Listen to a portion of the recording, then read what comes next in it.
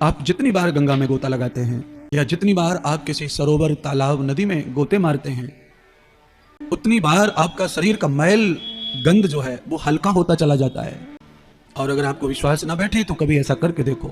आप किसी तालाब में एक गोता मार के बाहर आ जाओ तो आपको प्रतीत होगा कि आपके शरीर का कोई भी मैल कहीं से भी हटा नहीं।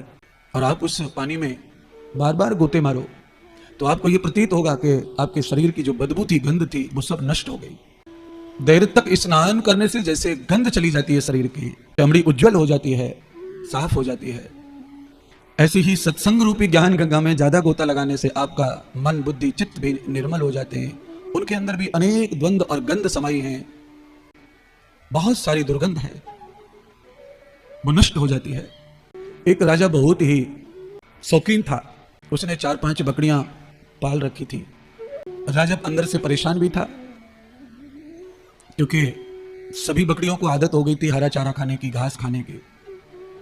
अब कभी कभी घास उपलब्ध नहीं भी होती है हरी, तो राजा परेशान रहता, गायों को, बकरियों को कैसे भूखा रखा जाए, और वो खाती नहीं सूखा। तो राजा ने बड़े बड़े ज्ञानी लोगों को बुलाया और उपाय पूछा और कुछ असरफियां इनाम रख दी। राजा ने इनाम रखकर ये सिद्ध कर दिया, ये रखा कि हमारी जो बकरी है उसको कोई हरी घास खाने से रोक सके तो हम उसे इतनी असरफियां दान कर देंगे। ऐसा जब हल्ला हो जाता है तो बहुत लोग कोशिश करते हैं इनाम जीतने के लिए। 100, 200, 500 क्षेत्रवासियों ने, राजा महाराजाओं ने, सेनापतियों ने, बड़े बड़े प्रोफेसर, टीचर, डॉक्टर, सबने कोशिश की बकरियों को घास न खावे, बहुत प्रयोग किए। जैसे ही बकरी हरी घास देखती फटाक से मुंह मारती, कोई रोक नहीं पाया उसे। एक महात्मा जी वहां से गुजर रहे, यात्रा कर रहे थे, उनको पता चला कि ऐसा ऐसा कंपटीशन है और राजा बहुत परेशान है, उनकी बकरी जो है हरियाली से मुक्त नहीं हो पा रही है, उसको हरा घास चाहिए ही चाहिए। महात्मा ने कहा कि पूरा क्षेत्र लगता है बेवकूफों का है, इतनी सी छोटी सी बात है और इसके लिए इतने पढ़े लिखे लोग परेशान है और थक गए, हार गए और चले गए, राजा का कोई काम नहीं कर पाया। महात्मा भी राजा के पास पहुंचे और महात्मा ने कहा, महाराज ये मौका मुझे दिया जाए। अरे महात्मा, तुम कैसे बकरी को रोकोगे हरा चारा खाने से, हरी घास खाने से? बड़े बड़े योद्धा, वीर, ज्ञानी, ध्यानी फेल हो गए। महाराज आप चिंता मत कीजिए, आप सिर्फ मुझे 24 घंटे दे दो और ये बकरी भी मुझे ही दे दो। राजा ने कहा 24 घंटे ले जाओ पर मेरा पीछा छूटे। महात्मा उसको ले गए जंगल में। महात्मा ने हाथ में घनी घास ली और एक हाथ में लंबी सी छड़ी, घास को महात्मा आगे बढ़ाते मुंह की तरफ। बकरी जैसे ही मुंह मारने का प्रयत्न करती, महात्मा झटके से एक छड़ी लगाते उसके माथे पर। दूसरी दिशा में घास को किया, बकरी उधर लपकी तो महात्मा ने उधर से भी एक छड़ी झड़ाक से मारी उसके माथे पर। महात्मा पूरे 24 घंटे यही करता रहा। बकरी का पेट अंदर घुस गया भूख के मारे, सुखड़ी सी हो गई।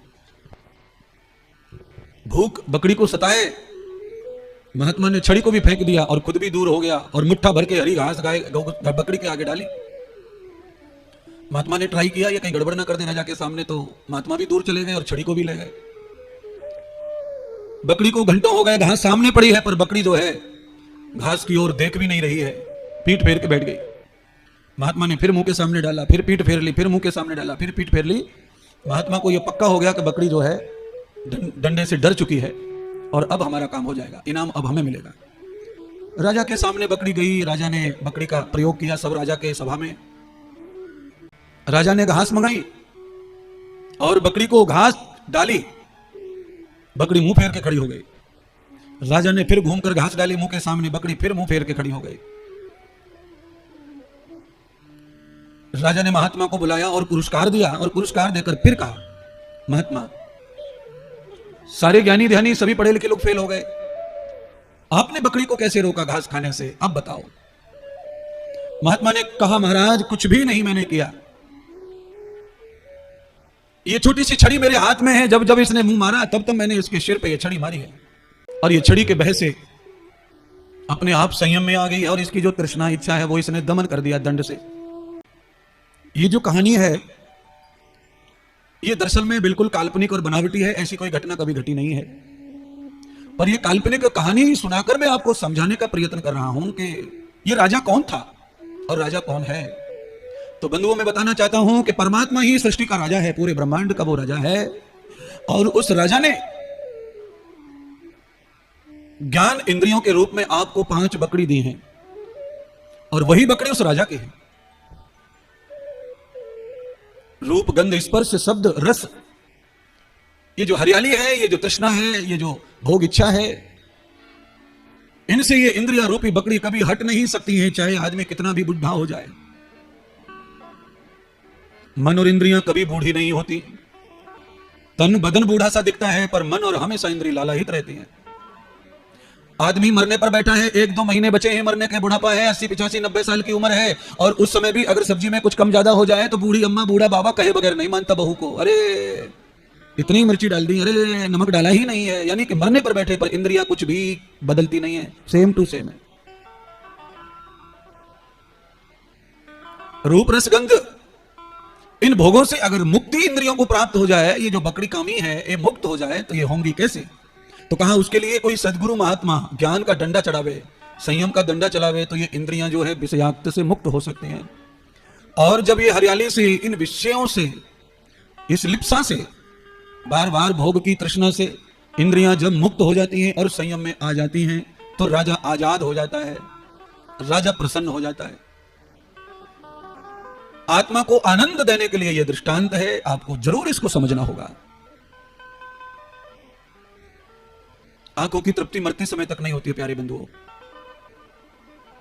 जीवा की भी नहीं होती, कानों की भी नहीं होती।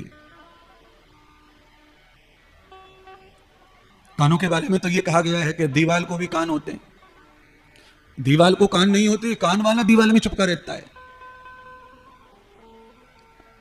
आप जरा बतरा के देखिए अपने घर में सोफा पे बैठ के, पति पत्नी दोनों बतरा के एक जगह जरा बैठ के बतरा के देखिए, उसके बाद आप घर में जो लोग रहते हैं कुछ बूढ़े टेढ़े, उनका आइडिया देखना।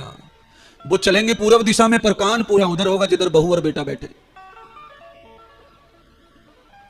एक्टिंग करेंगे चलने की, आकाश की ओर देखेंगे जैसे वो कुछ समझ ही नहीं रहे पीछे क्या चल रहा है। इसीलिए कहावत जो बनती हैं वो बहुत ही सटीक और प्रामाणिक चरित्र से बनती हैं। अरे धीरे बोलो, दीवाल के कान होते हैं।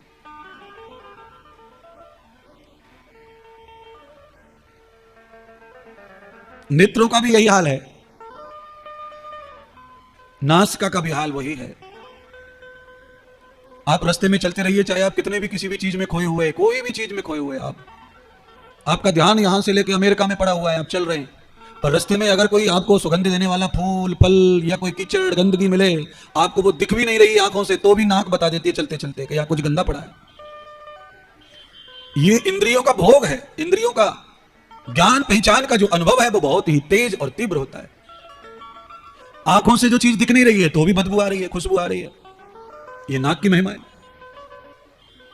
सब्जी को पूरे दिन भर आप आंखों से देखते रहो, पर आंखों से देखकर आप ही अंदाज नहीं लगा सकते कि सब्जी में नमक ज्यादा है या कम है। और आंखों से बिल्कुल मत देखो, आंखें पट्टी बांध लो, केवल सब्जी में उंगली डाल के जीभ पे टच कर दो, फिर अपने आप 1 सेकंड में सब पता चल जाता है। अब जिनको आंख नहीं है वो भी सब्जी का स्वाद जानते हैं, क्योंकि सब्जी का स्वाद तो जीवा का कर्म है, रस। आंख तो रूप का ही अनुभव कर सकती है, आंखों से काफी हद तक समझ सकते हैं सब्जी के बारे में कि भाई सब्जी बहुत जोरदार बनी है, कलर बहुत बढ़िया है, देखने में तो बड़ी आलीशान लग रही है सब्जी, पर किसी को थोड़ी पता है कि उसमें भर भर के थैली उड़ेल दी नमक की। नमक तो जीभ पर जाएगा तभी समझेगा।